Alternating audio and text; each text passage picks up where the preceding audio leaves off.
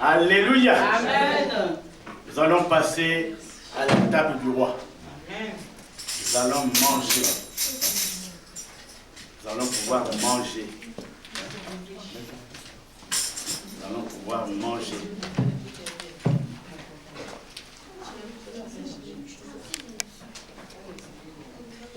Nous allons pouvoir manger. Alors, pour ce faire, bien aimé, nous allons prendre notre Bible dans le livre de Néhémie. Vous savez, depuis bientôt 4 semaines, nous parlons de Néhémie. Néhémie, c'est dans l'Ancien Testament, après les Chroniques, après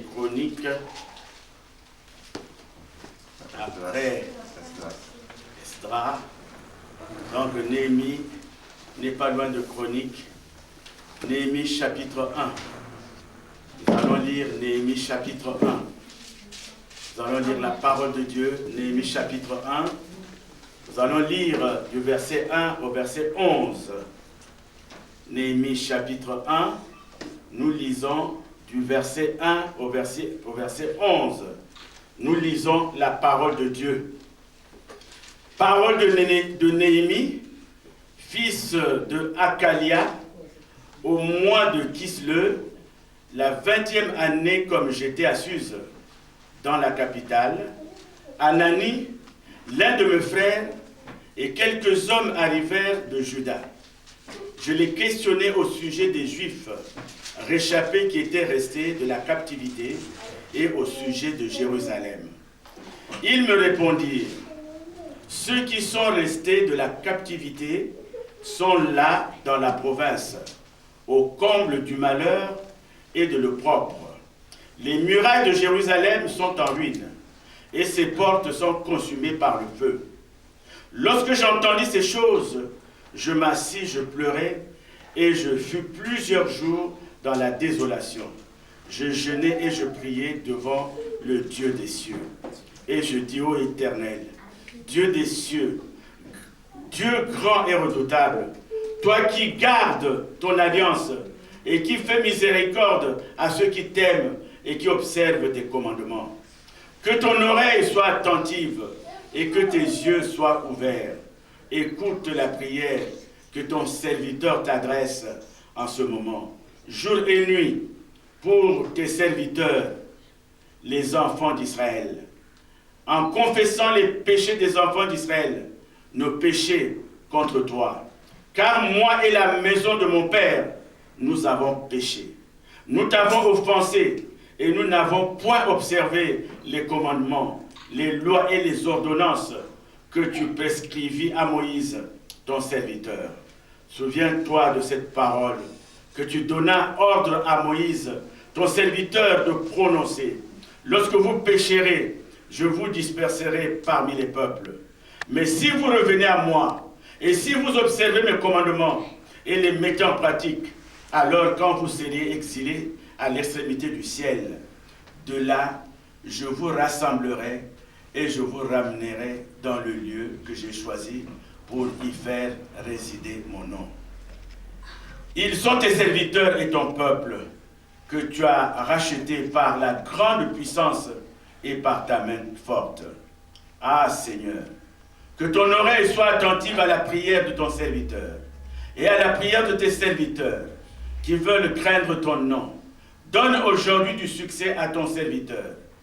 Je fais et fais lui trouver grâce devant cet homme. J'étais alors les chansons du roi. Seigneur, cette parole, c'est la tienne. Nous nous inclinons devant cette parole. Nous levons les yeux vers toi et nous savons que le secours de cette prédication ne peut nous venir que de toi. Béni soit ton nom, exalté soit ton nom, que tout soit de Jésus, l'ex de Jésus, au nom de Jésus. Amen. Amen. Amen. Le titre de notre message, c'est celui d'ailleurs qui a fait objet de notre jeûne et prière, celui qui a fait objet de la réunion de vendredi, le jeûne et prière que nous avons conclu vendredi dernier. Le titre, c'est tout simplement « Levons-nous et bâtissons ». Levons-nous et bâtissons. Levons-nous et bâtissons. Donc le titre c'est « Levons-nous et bâtissons ». Alors nous dirons quoi? Nous dirons que Néhémie en hébreu veut dire « l'Éternel a consolé ». Son nom signifie « l'Éternel a consolé ». Et comme je ne cesse de le dire ici, Néhémie n'est pas une fille, ce n'est pas une femme. Parce que maintenant, c'est un prénom qu'on donne aux filles. Mais Néhémie, c'est le prénom d'un homme. C'est un homme. Mais la tendance actuelle, on appelle les filles Néhémie. On appelle les filles Néhémie. Or qu'à l'origine, le nom de Néhémie est un nom d'un homme. Alors cet homme-là est de Jérusalem. Cet homme est en déportation à Suse.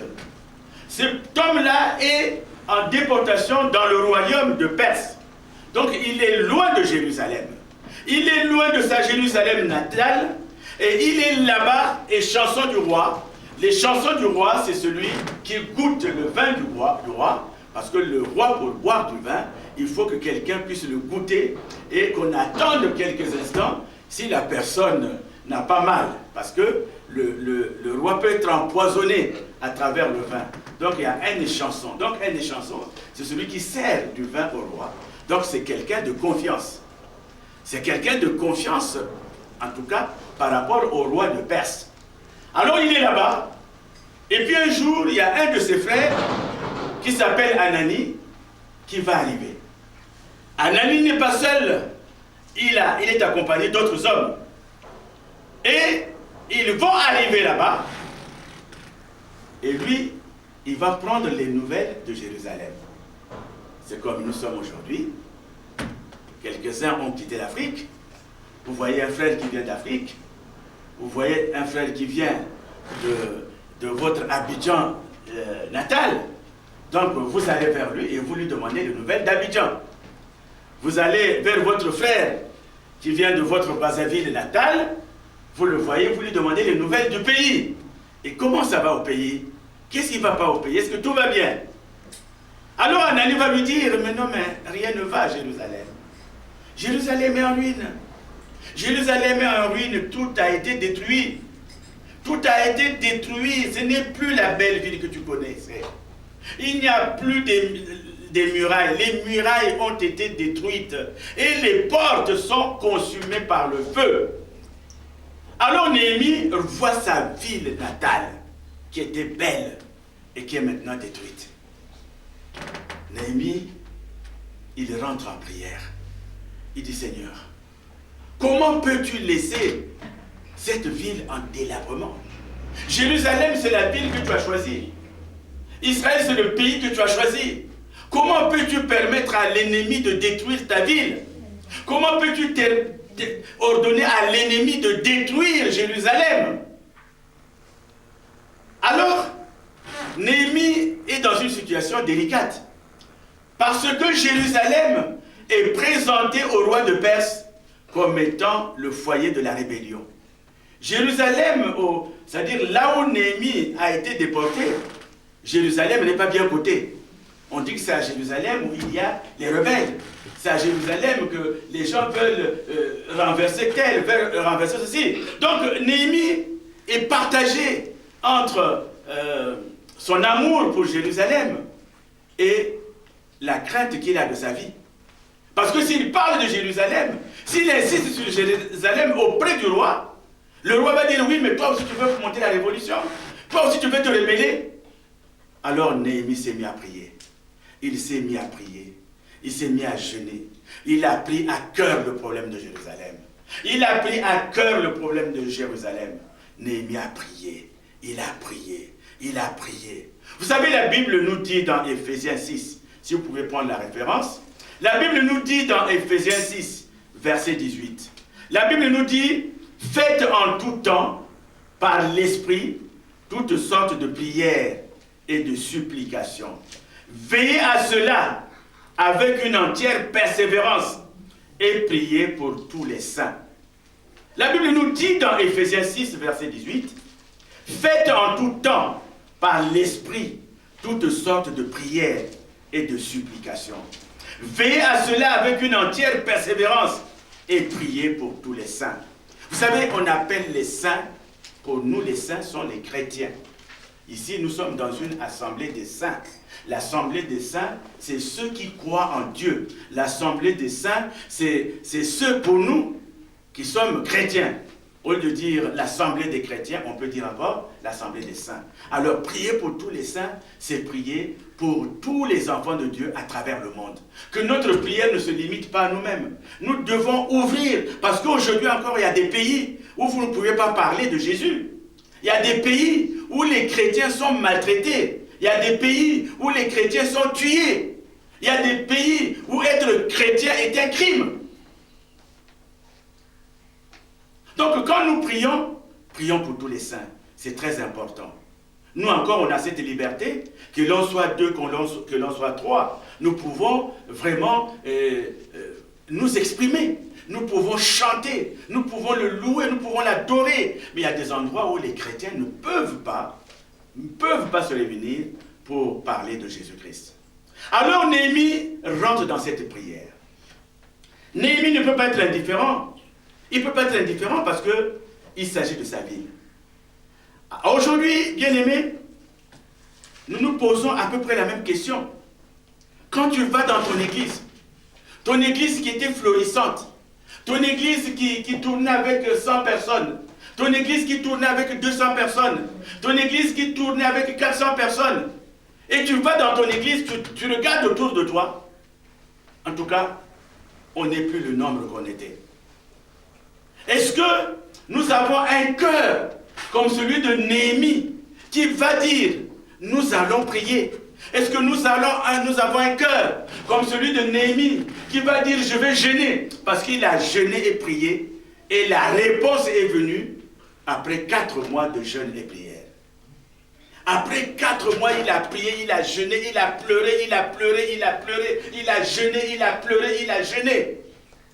Au 4e mois, c'est là que Dieu a écouté sa prière. Parce qu'il fallait que Néhémie parte voir le roi, qu'il dise au roi, je dois me rendre à Jérusalem.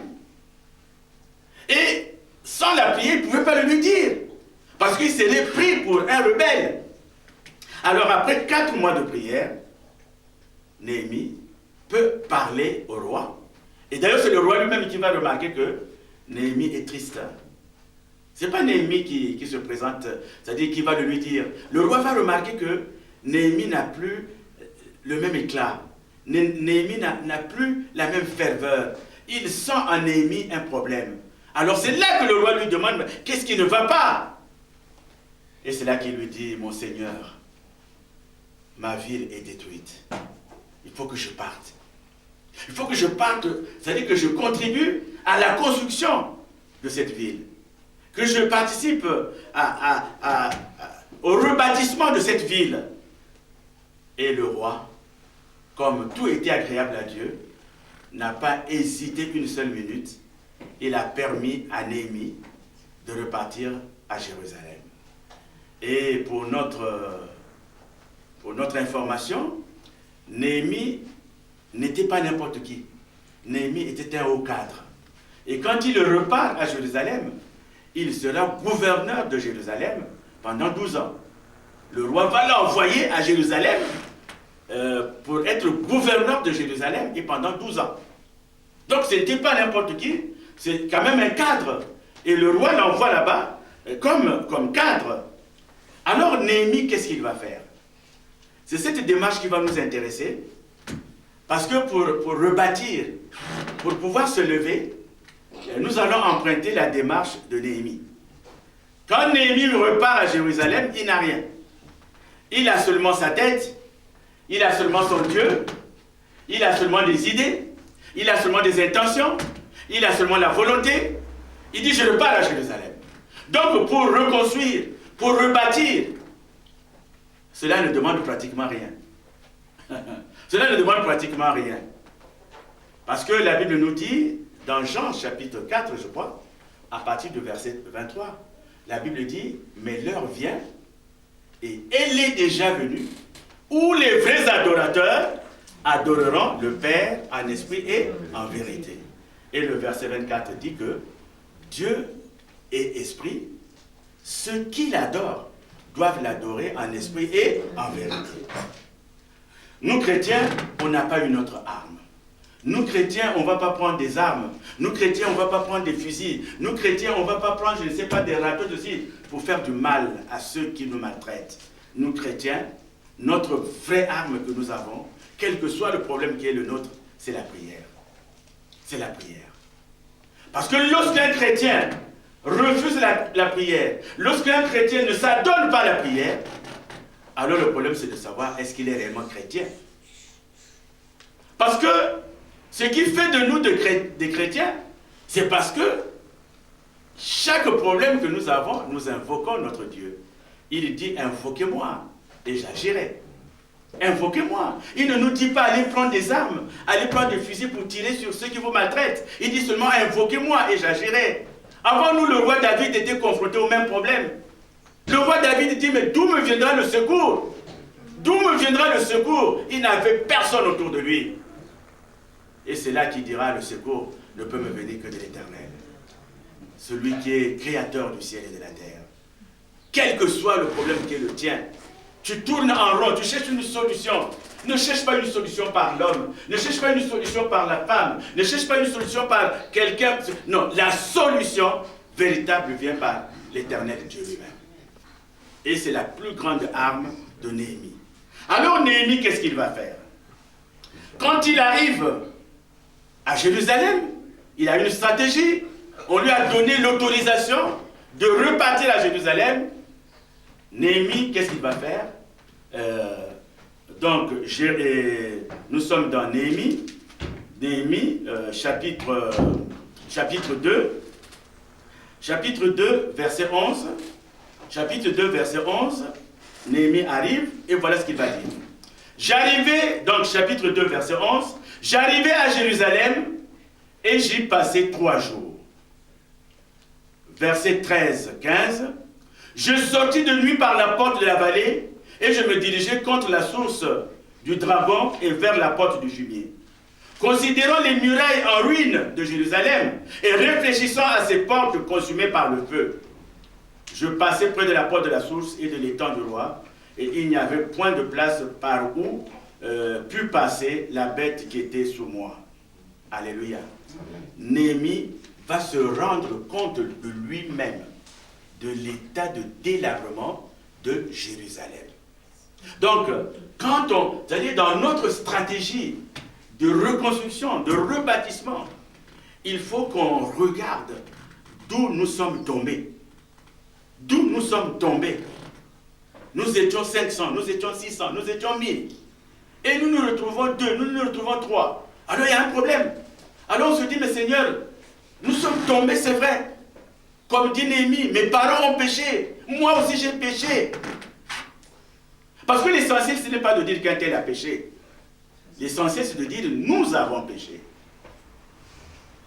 Nous avons péché. Seigneur, ne nous abandonne pas. Mais il faudrait que nous soyons de commun accord. Il faudrait que nous soyons de commun accord. Que nous agissons comme une seule personne.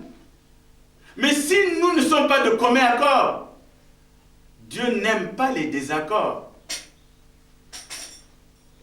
C'est important. Néhémie, qu'est-ce qu'il va faire? Il va se rendre compte de lui-même. Qu'est-ce qui s'est passé? Alors, au verset 16-18, il va consulter. Toujours chapitre 2. Les magistrats ignoraient où j'étais allé et ce que je faisais. Jusqu'à ce moment, je n'avais rien dit aux Juifs, ni aux sacrificateurs, ni aux grands, ni aux magistrats, ni à aucun de ceux qui s'occupaient des affaires. Je leur dis alors, vous voyez le malheureux état où nous sommes. Jérusalem est détruite et ses portes sont consumées par le feu. Venez, rebâtissons la muraille de Jérusalem et nous ne serons plus dans le propre. Amen. Il va voir les gens qui sont dans la ville. Dans cette ville, il y avait des magistrats. Dans cette ville, il y avait des sacrificateurs. Dans cette ville, il y avait des souverains sacrificateurs. Dans cette ville, il y a des gens qui croyaient en Dieu. Il est allé les voir. Il ne s'impose pas. Mais il est allé les voir pour faire quoi? Pour suggérer. Voilà une bonne démarche. Quand vous vous rendez compte vous-même de l'état, alors qu'est-ce qu'on fait? On en parle autour de soi. Néhémie ici va parler autour de lui. Naomi ici va en parler, il va en parler aux magistrats qui sont là. Il va en parler aux autres. Et le problème pour nous, depuis que tu viens à l'église, tu te regardes parfois, tu es tout seul, tu peux c'est-à-dire, là où les gens avaient des difficultés pour se déplacer, ça devient un boulevard. Tu peux jouer au ballon. Mais quelle est ta réaction? Quand tu vois cela, comment tu réagis? Mon église n'est plus mon église. Il se passe un problème. Est-ce que je dois perdre mon temps en accusant les autres? Ou je dois m'associer aux autres? M'associer à celui qui veut me suivre? M'associer à celui qui veut être avec moi pour redresser mon église? Il y a deux attitudes. Il y a l'attitude des gens qui fuient en pleine difficulté. Quand tout va bien, vous les voyez, ils sont sains. Vous les voyez, ils sont sains. Vous les voyez, ils sont sains. Mais quand ça ne va plus, ils disparaissent. Je parlerai d'un couple. Quand tout va bien, il s'agit de ton mari. Oh ma chérie, je ne peux pas vivre sans toi. Tu sais, sans toi chérie, je ne suis rien. Mais il suffit que la femme soit malade. Il suffit que la femme soit en difficulté. L'homme maintenant parle de très loin là-bas. Et quand on lui dit que ta femme est malade, il dit ma femme, non, moi non. Mais dès qu'il reprend sa forme, l'homme réapparaît. Ma chérie, tu sais, moi je t'aime. Est-ce que c'est vraiment de l'amour? Nous aimons tout demander à Dieu. Mais lorsque Dieu nous demande, lorsque Dieu nous dit dans nos enfants, moi je veux vraiment vous mettre à l'épreuve. Parce que Dieu nous met toujours à l'épreuve. Regardez dans la Bible, il y a des gens qui ont été mis à l'épreuve. Une femme comme Sarah, elle était mise à l'épreuve. Il fallait que Sarah donne un héritier à Abraham. Et Sarah n'en avait pas. Et d'ailleurs, en ouvrant une parenthèse, Sarah n'a pas pu résister à l'épreuve à laquelle elle était soumise. Parce qu'elle a fait une grosse bêtise dont nous vivons les conséquences aujourd'hui encore. Parce qu'elle croyait que son Dieu ne lui donnerait pas d'enfant. Elle croyait que la cause était perdue. Alors elle va voir Agar, qui est une servante. Elle va demander à Abraham d'être avec Abraham, avec Agar. Et l'enfant va venir de là. Où le problème aujourd'hui? Mais il y a une femme qui a résisté à l'épreuve, c'est Anne. Anne n'avait pas d'enfant. Et sa coépouse avait des enfants. Et le mari, pour prouver son amour à Anne, à chaque fois qu'il faisait le partage, il donnait en double à Anne qui n'avait pas d'enfant. Anne en a bavé. Seules les mamans peuvent le dire. Lorsque les mamans sont deux, heureusement qu'en Christ, elles ne peuvent pas être deux. Mais dans le monde, il y a des mamans qui sont 2, 3, 4 pour un seul coq au milieu. Il y a des mamans qui sont 3, 4, 5 même. Imaginez, vous faites partie de ce convoi, il y a 4 femmes, il y a 3 qui ont déjà des enfants, et vous êtes là depuis 2 ans, depuis 3 ans, rien, aucun signe. Mais celle qui tombe enceinte à chaque fois qu'elle passe à côté de vous, elle vous lorgne. Elles vous lorgnent. Et les mamans savent marcher quand elles sont enceintes. Elles ont une démarche spéciale qui fait qu'elles puissent attirer les autres. Et pendant ce temps, ton ventre ne monte pas. Et Anne a souffert tout cela. Anne a tenu bon. Elle a dit au Seigneur, si seulement tu me donnes un enfant, je vais te le consacrer. Si seulement tu me donnes un enfant, cet enfant, je vais te le consacrer. Il va te servir, il va travailler pour toi. À condition qu'il soit un homme. Et c'est là que le Seigneur a écouté sa prière. Elle a reçu Samuel. Mais comme elle avait tenu parole, comme elle avait tenu le vœu, elle avait fait un vœu à l'Éternel, si tu me le donnes, je vais te le consacrer. Comme elle avait tenu parole, Dieu lui donne Samuel, elle tient parole, elle consacre Samuel. Dieu lui a donné d'autres enfants. Si seulement elle n'avait pas tenu parole, elle n'aurait pas eu d'autres enfants. Mais Samuel a des frères et sœurs. C'est pour cela que quand tu fais un vœu à l'Éternel, dépêche-toi pour l'accomplir. Alors nous sommes dans la stratégie ici de Néhémie. Néhémie va toucher tous les autres. Il va leur parler. Il va leur parler. Bien-aimé, à chaque fois que tu voudras faire quelque chose pour Dieu, à chaque fois que tu voudras faire quelque chose pour Dieu, même si tu te dis aujourd'hui, je veux faire une offrande spéciale à Dieu. Même si tu te dis aujourd'hui, je vais donner ma dîme à Dieu. Même si tu te dis aujourd'hui, je m'en vais faire le ménage à l'église. Quel que soit ce que tu vas entreprendre par rapport à Dieu, il y a toujours des Sambala. Il y a toujours des Sambala, il y a toujours des Tobidja, il y a toujours des Geshen. Ces gens-là, ils sont toujours là. Vous voyez leur nom, Néhémie chapitre 2, verset 19. Sambala, le Honorite, Tobidja, le serviteur ammonite, et Geshem, l'arabe. Quand ils sont informés du travail qu'ils vont faire, eux, ils s'opposent. Ils se moquent d'eux. Mais vous savez, il y a même des gens qui disent quand tu donnes ta dîme, pourquoi tu donnes ta dîme à l'église? Tu n'as pas de problème. Tu n'as pas de problème, tu n'as personne qui souffre. Pourquoi tu donnes ta dîme à l'église? Ne donne pas ta dîme à l'église. Pourquoi tu donnes? Mais tu es idiot. Est-ce que tu vois des gens qui participent aux dîmes? Pourquoi tu donnes ta dîme? Il y a toujours quelqu'un qui vous le dira. Mais celui qui va vous le dire ne connaît pas le secret de la dîme.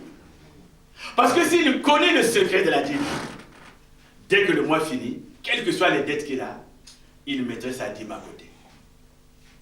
Je ne la citerai pas souvent, mais il y a des sœurs qui ont vécu le secret de la dîme.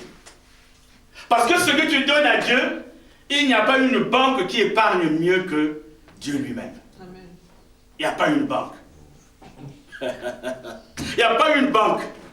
Donc à chaque fois que tu voudras travailler pour Dieu, à chaque fois que tu voudras te sacrifier pour Dieu, il y aura toujours des Sambala, il y aura toujours des Tobidja, il y aura toujours des Geshem qui ont un esprit de découragement.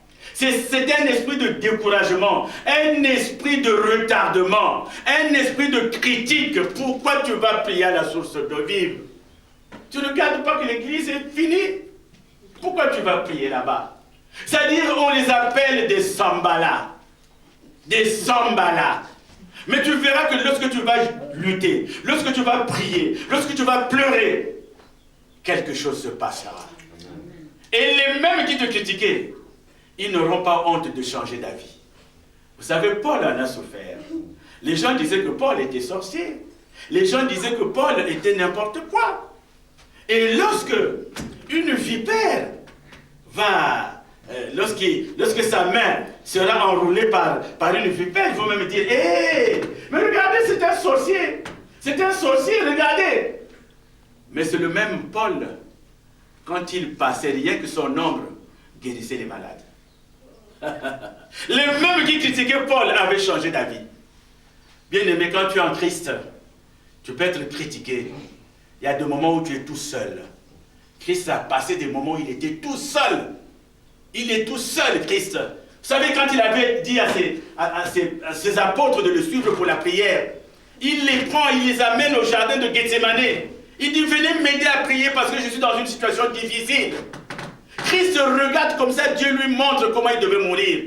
Dieu lui montre comment il devait mourir parce qu'il devait passer par un calvaire.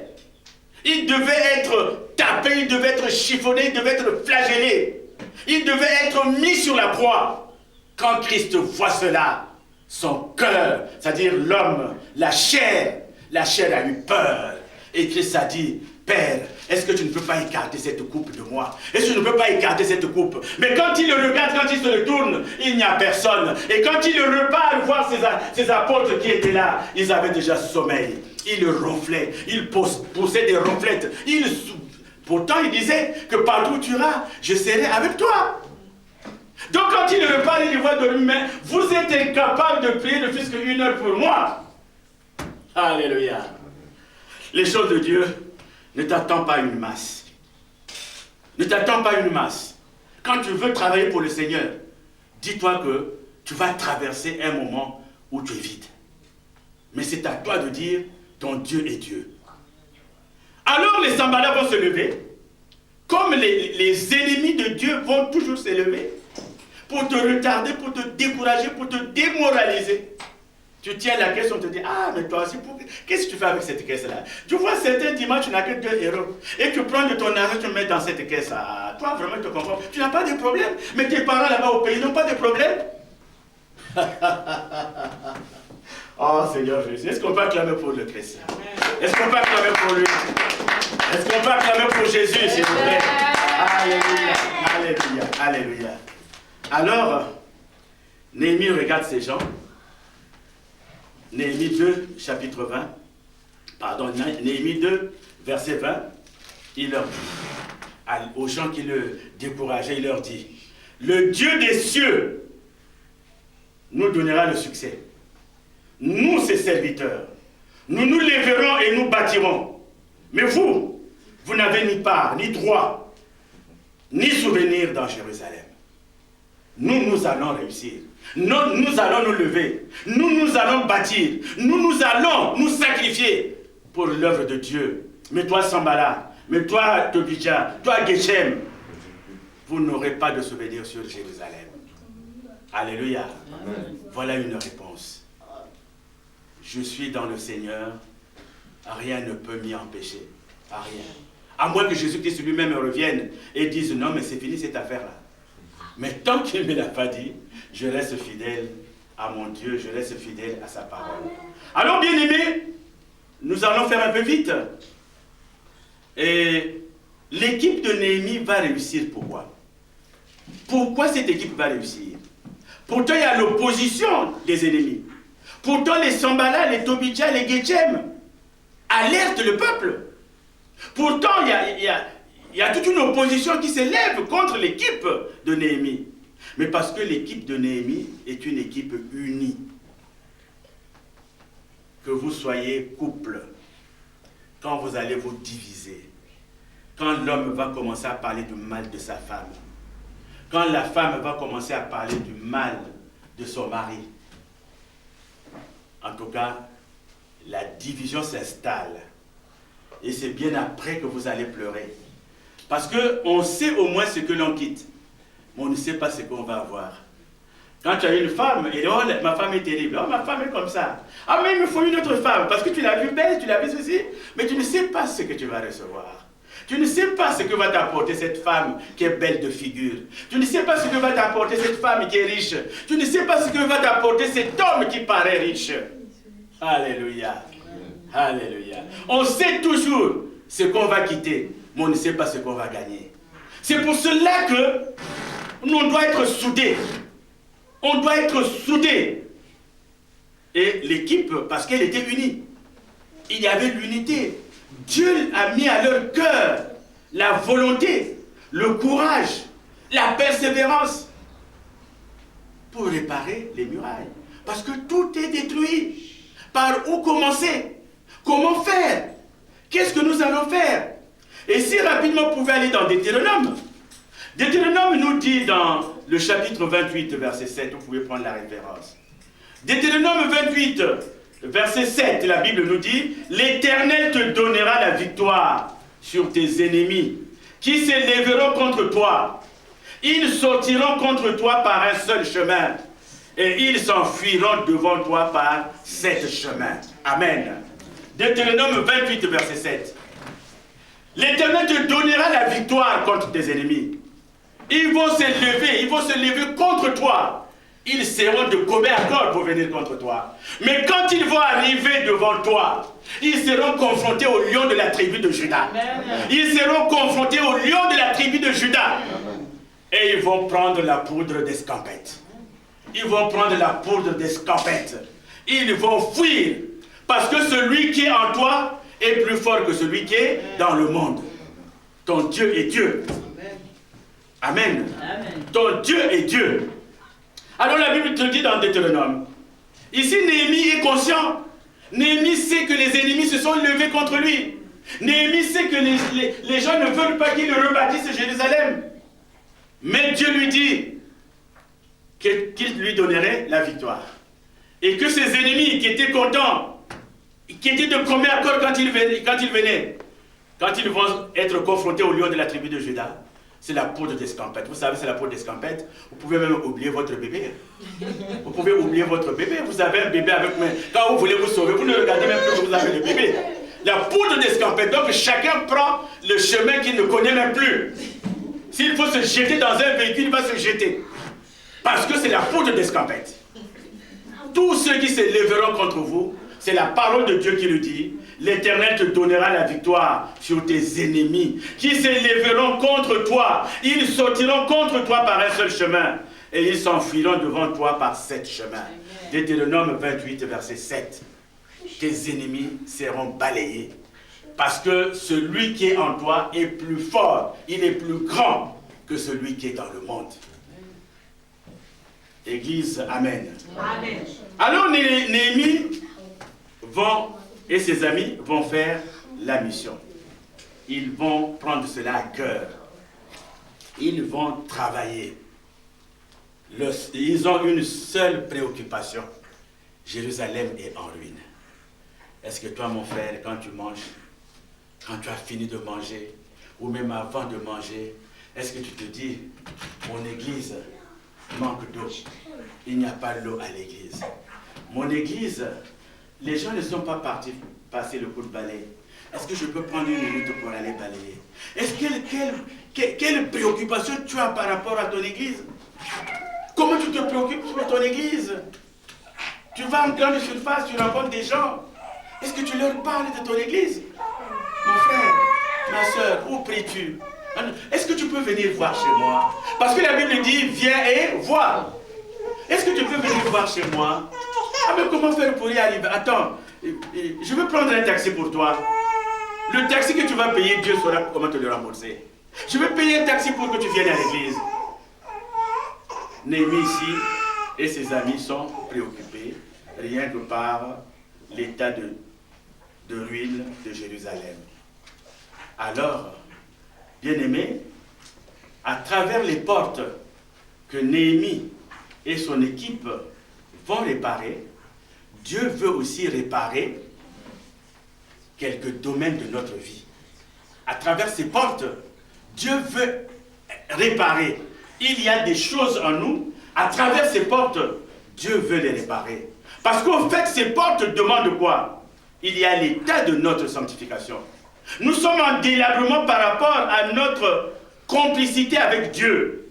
Nous sommes en délabrement parce que nous avons négligé l'œuvre de Dieu. Nous avons négligé notre Dieu. Nous avons négligé sa maison. Nous avons négligé son œuvre. Est-ce que nous sommes assez sanctifiés? Est-ce que nous avons la crainte de Dieu? Est-ce que nous avons l'amour du prochain? Parce que vous aurez des enseignements qui vont vous dire, un tel te fait du mal, il faut le fuir. Non, un tel te fait du mal, il faut lui pardonner. Jésus est venu pour le pardon. Jésus ne nous enseigne pas de rendre le mal par le mal. Jésus nous enseigne de rendre le bien au mal. Lorsque quelqu'un te fait du mal, toi tu lui fais du bien. Et il nous donne un commandement nouveau. Jean chapitre 13, verset 34-35, il dit quoi? Aimez-vous les uns les autres comme je vous ai aimé. Les gens reconnaîtront que vous êtes mes disciples si vous vous aimez les uns les autres. Or que l'amour n'est pas seul. L'amour va avec le pardon. Imaginez un petit problème à la maison. Il y a des couples comme ça, je vous dis, même des couples chrétiens. Un petit problème, il y a eu écart de langage. L'homme va garder une rancune contre sa femme. Ils ne se parlent pas. Ils ne se parlent pas. Ils rentrent dans la maison toujours monsieur fâché. Monsieur fâché. Et l'enfant demande, mais maman, papa ne te parle plus. Ah, laisse. Mais vous avez promis de vous aimer jusqu'à ce que la mort vous sépare. Alléluia. Encore, il y a des parents, quand l'enfant fait une bêtise, ils restent contre l'enfant, ils ne parlent plus à l'enfant. Il devient monsieur colère par rapport à son fils. Mais comment tu vas lui apprendre le pardon si tu n'arrives pas à pardonner? Alléluia. Donc, bien aimé, c'est ce que nous allons voir. nous allons voir les portes. Alors, rapidement ça, nous allons lire. Allons dans Matthieu 7. Allons dans Matthieu 7. Le Seigneur nous permettra de terminer ça. Allons dans Matthieu 7. Matthieu 7 parle de portes.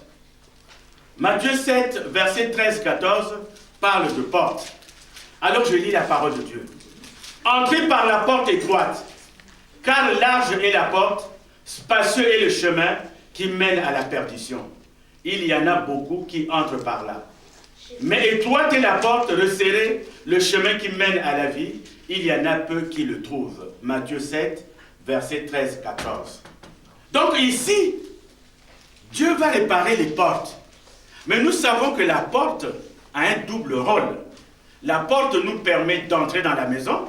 La porte nous permet aussi de sortir de la maison. On passe toujours par la porte. Pour entrer dans notre maison, nous entrons par la porte. Pour sortir de notre maison, nous sortons aussi par la porte. Alors, c'est quoi la méfiance de la porte? Quand votre porte est grande ouverte, c'est-à-dire lorsque l'Église ramène ses problèmes dans la cité, lorsque l'Église va raconter ses problèmes dans la cité, il y a eu tel problème, il y a eu telle sœur qui m'a regardé comme ça, il y a tel frère qui me pose qui me fait des yeux doux, il y a donc c'est-à-dire ce qui sort de l'Église, ce qui sort de l'Église devrait être un bon témoignage. Or que nous amenons le monde dans l'Église. Et pour preuve, bien-aimés, vous qui êtes là, nous avons une veille de prière. En tout cas, je m'excuse pour ceux qu'on devait chercher et qu'on n'a pas pu chercher. Mais il y a des gens qui ont complètement, et comment vous dites, flashé, comment, zappé. Hein, zappé, qui ont complètement zappé et le jeûne et la veillée. La preuve en est que ça continue, le zap continue. Ce matin, vous voyez combien nous sommes. Ils ont zappé. Ils ont zappé parce qu'il s'agit de prière. Or qu'on en parle depuis le 3 mai. Et si seulement, demandez aux sœurs qui sont là depuis longtemps. Et si seulement depuis le 3 mai, je parlais d'un anniversaire. N'oubliez pas. Ah, n'oubliez pas. Il y a un anniversaire à tel endroit. Telle sœur va faire ses 40 ans. Je vous dis, un mois de communiquer, vous auriez vu des robes de soirée. Vous aurez vu des robes de soirée à l'anniversaire. Vous aurez vu des pantalons spéciaux. Des pantalons spéciaux. Dernièrement, nous étions au mariage, il y a un jeune qui est venu là, avec sa femme, ils étaient habillés en bleu, blanc, rouge. Donc en bleu, blanc, rouge. Donc vous verrez même des chrétiens qui entreraient en bleu, blanc, rouge. Vous annoncez, même s'il s'agit d'un anniversaire d'un enfant d'une semaine, un enfant d'un mois, vous dites, voilà mon nourrisson là va faire son anniversaire. Depuis un mois, nous annoncions ça. Le 3, attention, le 3 on a dit à ça, le 10 on a dit à ça, le 17 on a dit à ça, le 26 on a dit à ça. Mais il y a des gens qui ont complètement oublié.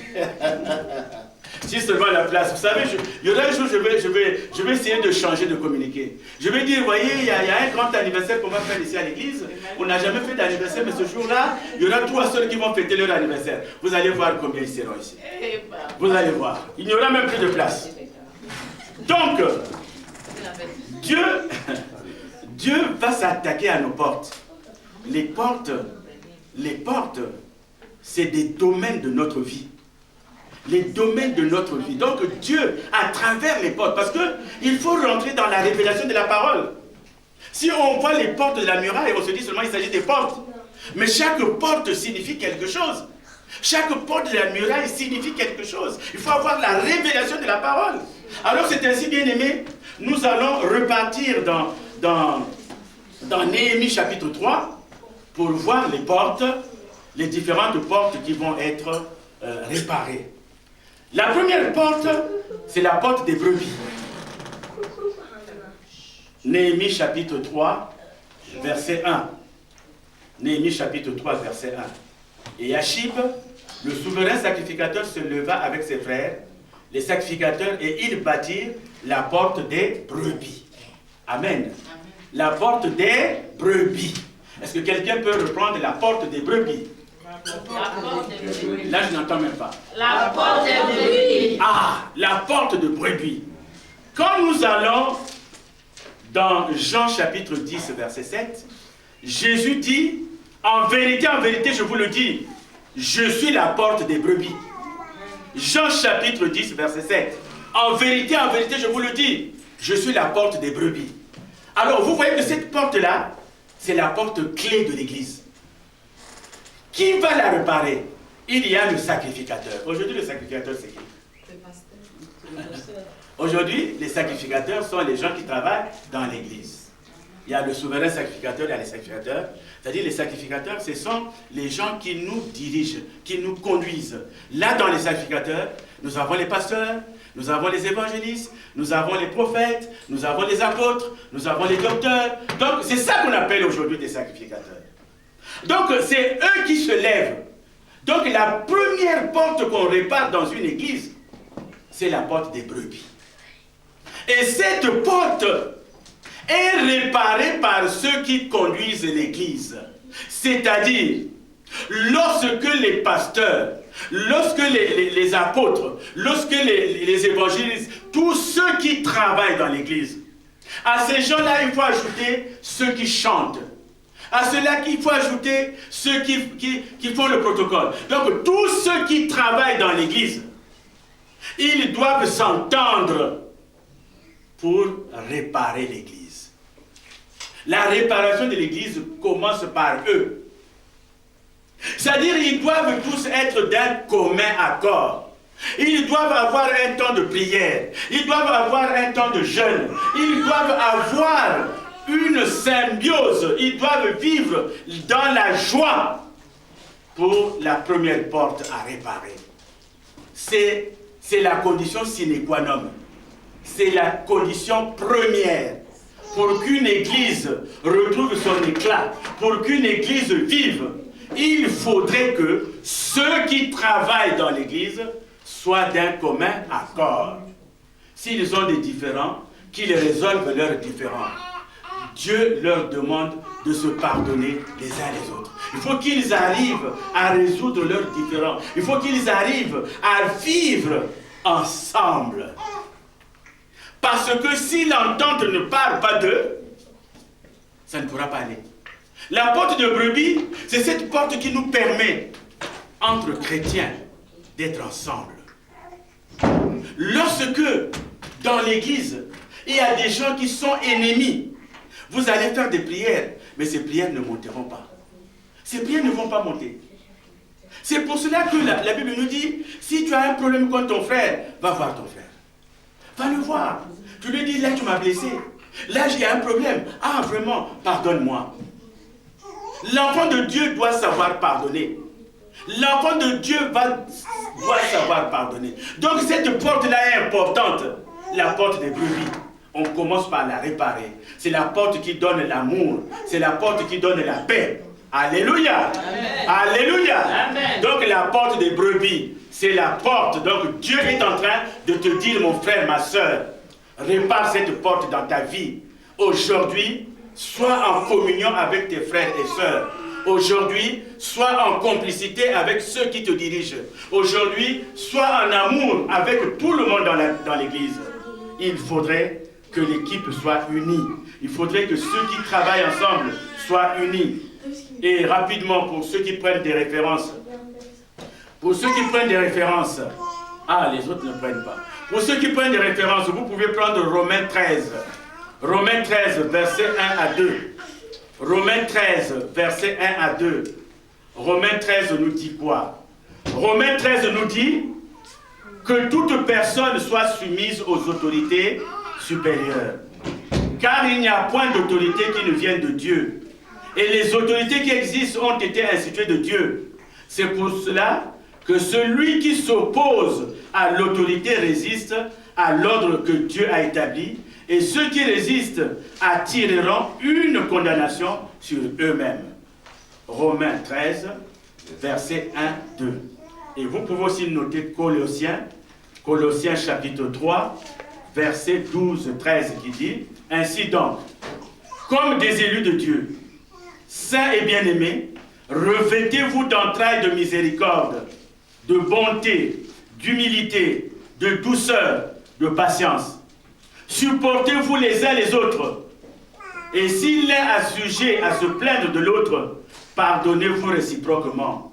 De même, Christ vous a pardonné, pardonnez-vous aussi. Et vous avez Hébreux 13, verset 17, qui dit « Obéissez à vos conducteurs, et ayez pour eux de la déférence, car ils veillent sur vos âmes, comme devant en rendre compte. Qu'il en soit ainsi, afin qu'ils le fassent avec joie, et non en gémissant, et ce qui ne vous serait d'aucun avantage. » Vous pouvez aussi noter 1 Pierre, chapitre 2, verset 18.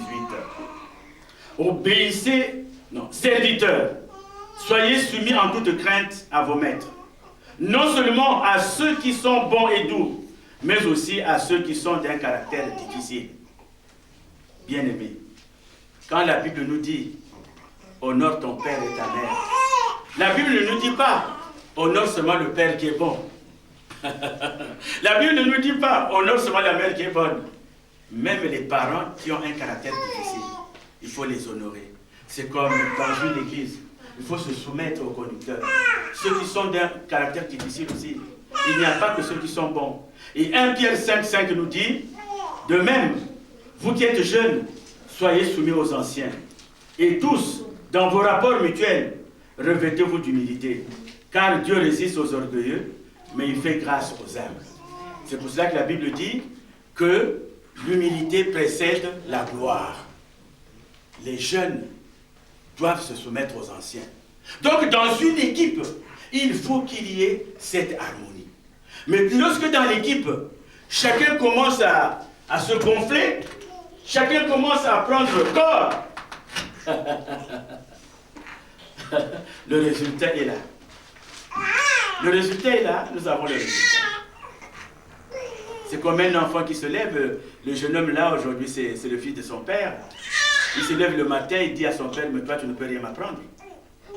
Tu ne peux rien m'apprendre. Surtout, les enfants d'aujourd'hui. Vous savez, je raconte toujours une histoire qui est vraie. Il y a les fils de nos amis du Maghreb. Quand ils sont à l'école, vous savez, les mamans ne parlent pas français. Et quand ces mamans viennent les chercher, l'enfant se cache et dit non, ce n'est pas ma mère. Ce n'est pas ma mère, c'est l'ami de ma mère. Regardez un enfant qui va renier sa mère parce que sa mère ne sait pas parler français. Alléluia. Un enfant qui va... Nous qui avons grandi avec des parents qui ne savaient ni lire ni écrire. Mon père ne savait ni lire ni écrire. Mais je ne leur ai jamais manqué de respect. C'est comme dans une église. Tu apprends le métier, mais tu prends déjà les ailes de quelqu'un qui sait tout. Non. Chaque jour est une école dans la vie de l'homme. Nous apprenons tous les jours. Nous allons arrêter d'apprendre avec la mort. Quand tu meurs, tu n'apprends plus. Il n'est jamais trop tard pour apprendre. Et aujourd'hui, une fille apprend son travail de mère, son travail de maman auprès de sa mère.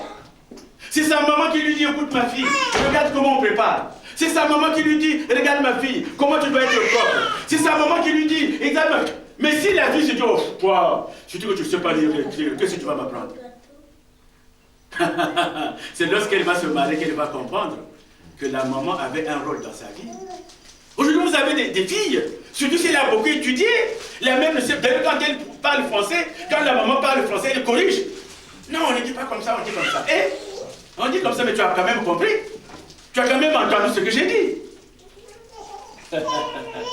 Alléluia. Donc, bien aimé, c'est important. Moi, j'avais un homme de Dieu qui avait sa sœur dans l'église. Lui, il était capable de dire le lunette. Quand il voyait comme ça, il dit, ah, j'ai pris le lunette. Et sa sœur riait. Il pouvait dire, j'ai pris la papier. Et sa sœur riait. Après, il dit, mais attends, mais l'article dépend de celui qui l'emploie. L'article ne peut dépendre que de celui qui l'emploie. Pour moi, je pense que je peux dire le lunette. L'essentiel que tu as compris qu'il s'agit des lunettes. Donc, aujourd'hui, nos enfants nous corrigent. C'est une impolitesse notoire. Un enfant, un garçon doit apprendre auprès de son père. C'est le père qui lui dit, mon fils, ça c'est bon, ça c'est pas bon. Il est trop tôt pour toi. Vous voyez aujourd'hui des enfants de 16 ans qui déclarent avoir des copines. Un garçon qui vous dit, moi j'ai une copine. À 16 ans. Et des filles de 16 ans qui sont amoureuses. Et ils rentrent à la maison, oh, pourquoi tu ne manges pas? Je pense à... Mais tu penses à qui? Tu devais penser à ton Dieu. C'est de l'abomination, bien-aimé. Donc c'est comme le travail de serviteur. Quel que soit celui que Dieu a mis à côté de toi, même s'il est idiot, même quel que soit son niveau, apprends d'abord auprès de lui et tu vas apprendre ailleurs, si tu vas apprendre ailleurs. C'est important. Donc il faut que les gens aient cette idée dans le groupe. Alors c'est une porte importante qu'on appelle la porte des brebis. La deuxième porte, nous la voyons dans Néhémie 3:3. Les fils de Sénat bâtirent la porte de poisson. Vous savez tous, quand vous avez une voiture, vous voyez toujours le pictogramme du poisson. Le pictogramme du poisson, c'est tout simplement un signe